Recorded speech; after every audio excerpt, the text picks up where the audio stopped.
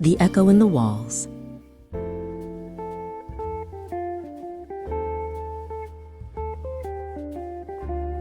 The old house stood on a hill, overlooking nothing but a dense, silent forest. Ilara had dreamt of a quiet escape, a place where the city's ceaseless hum would fade into memory.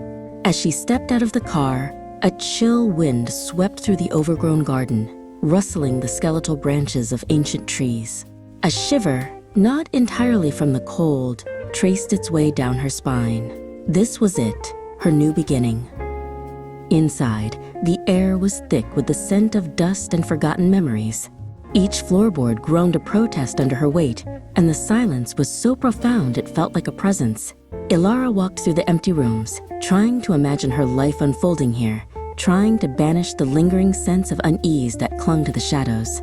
She told herself it was just the natural creaks and groans of an old house settling. That night, curled in a sleeping bag on the floor of what would be her bedroom, Ilara heard it, a faint, almost imperceptible whisper, like dry leaves skittering across a stone floor. It seemed to come from the very walls, a breath against the silence. She sat bolt upright, heart pounding, but the sound was gone. Just the wind, she murmured, pulling the blanket tighter, though no window was open. The next morning, a ceramic teacup she'd left on the kitchen counter lay shattered on the floor.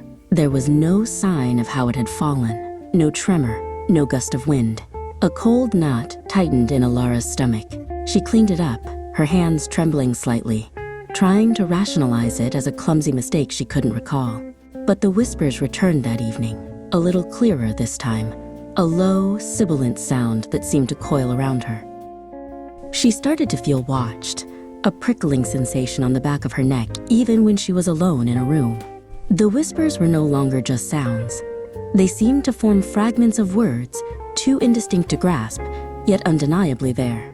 They seemed to call her name, a soft, drawn-out Ilara that sent shivers through her. The house, once a haven, was slowly becoming a labyrinth of unseen eyes and unheard voices. Driven by an inexplicable urge, Ilara began to search the house, not for an intruder, but for an answer. In the dusty study, behind a loose panel in the grand old fireplace, her fingers brushed against something hard. She pulled it out, a small, leather-bound diary, its pages brittle with age, secured with a tarnished brass clasp. Her heart hammered with a morbid curiosity. With a rusty click, the clasp gave way. The diary belonged to a woman named Beatrice, dated nearly a century ago. The early entries spoke of loneliness, of the vastness of the house. But then, the tone shifted. Beatrice wrote of a coldness, a presence that grew stronger with her isolation. Ilara read, her breath catching in her throat, as Beatrice described objects moving, whispers in the dark, and a growing sense of being trapped. The entries became increasingly frantic. Beatrice detailed how the presence fed on her fear, how it wanted to keep her there, isolated, forever. "It thrives on despair," she had scrawled, the ink smudged as if her hand had trembled. The last entry was a desperate, unfinished plea. "It won't let me leave. It wants me to stay. Always." The page ended abruptly, a chilling silence echoing from the past. Ilara slammed the diary shut, a scream catching in her throat. She ran to the front door, yanking at the handle, but it was locked, unyielding. She tried the windows, pushing against the heavy sashes, but they were jammed, refusing to open. The whispers were no longer faint.